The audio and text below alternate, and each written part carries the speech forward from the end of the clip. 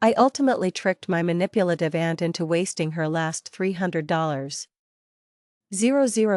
on a stretch of completely worthless land. It was the final move in a game she started 2 decades earlier. And it all began the day my family was forced to move into her house of horrors. To understand the story, you need to know the players. There's me, Liam, my sister Chloe, who is 3 years younger, and our single mom, Sarah.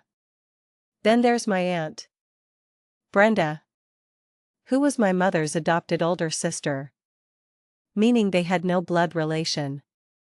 After my parents divorced when I was 9, my dad was pretty much out of the picture. Financial hardship hit us hard, and we had no choice but to move in with my Aunt Brenda. Brenda had married into what you might call Georgia wealth. She and my mom were born poor, but Brenda's marriage was her ticket out. She never did a single thing in her life to earn her money, her house, or her lifestyle. Eventually, she caught her husband having an affair, and the ensuing scandal was huge. She got the house, the kids, and a fat payout from the family attorney. This windfall, unearned and unappreciated, gave Brenda a taste of absolute power over her own household. She couldn't know it then, but the way she chose to wield that power would plant the seeds of her own financial ruin decades later. Living under her roof was a nightmare.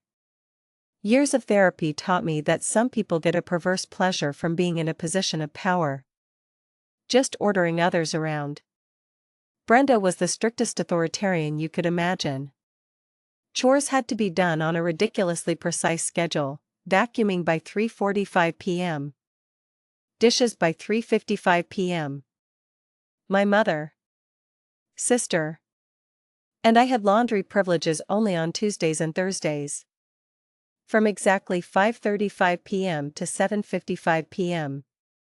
If a machine was still running 1 second past the cutoff, she would march down and shut off the power to the units. The massive 6-bedroom house never felt like our home. My mom, Sarah, had to pay rent for a single bedroom for herself, which was all she could afford. That meant my sister Chloe and I had to share a room.